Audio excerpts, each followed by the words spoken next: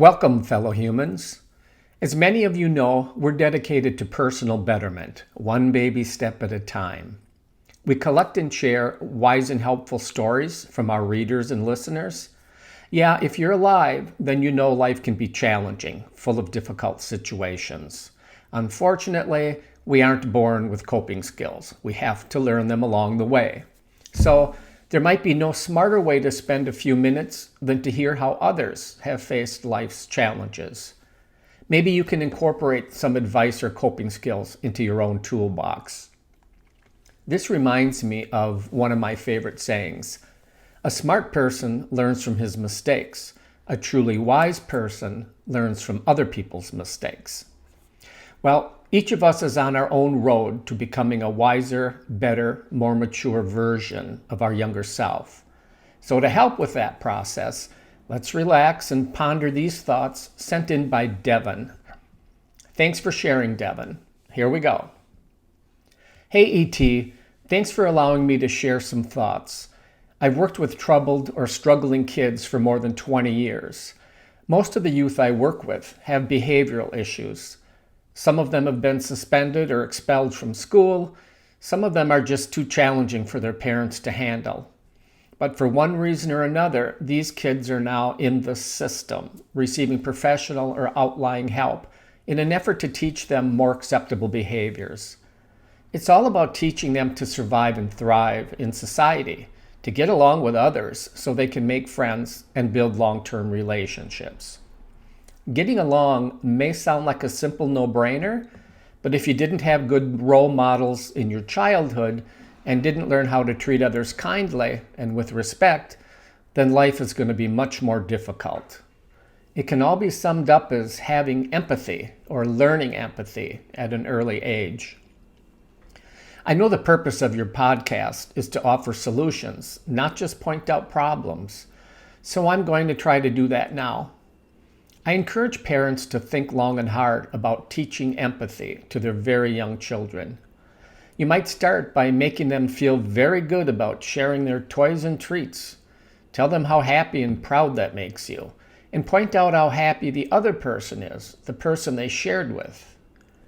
Another teachable moment or teachable opportunity is to display your own sorrow or empathy when you and your child witness someone else who is suffering somehow. Your words and body language are forms of role modeling. Children learn as much by the example you set as by the instructions you give them, maybe even more. Bullying has gotten a lot of attention recently, and rightfully so. Not only do bullies demonstrate a lack of empathy, but their actions probably make it difficult for the victim being bullied to understand and appreciate empathy. The bully is a very destructive role model, so do whatever you can to discourage or stop bullying behaviors in your homes, neighborhoods, and schools. Have intimate conversations with your children about how everyone is harmed by meanness and bullying, not just the victim. Ask if they understand what you mean and have them explain it back to you. These serious conversations are the ones that really take root and shape your children's attitude.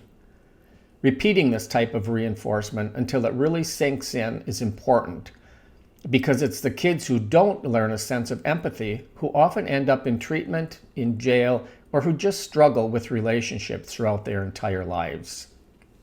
It's often said that younger kids can learn a second language easier than older adults. I guess that's because the brain connections are more actively developing in youth. By the same token, it seems the older kids get, the more difficult it will be for them to understand the concept of empathy if they miss those lessons early in life. Concentrating on teaching your younger kids to have empathy is one of the most valuable gifts you can give them. It might make every day of their life easier and more enjoyable. Thanks for sharing my thoughts with your listeners. I hope this helps somebody out there. Devin. Well, Devin, what you say makes a lot of sense, and yes, I'm guessing it has helped somebody out there. I'm thinking we've all crossed paths with folks who seem to have no empathy for others, and yeah, that creates difficult situations for everyone. Thanks again for sharing. If any other readers or listeners have some wise observations or guidance, please send them to etshares@mybetterment.net.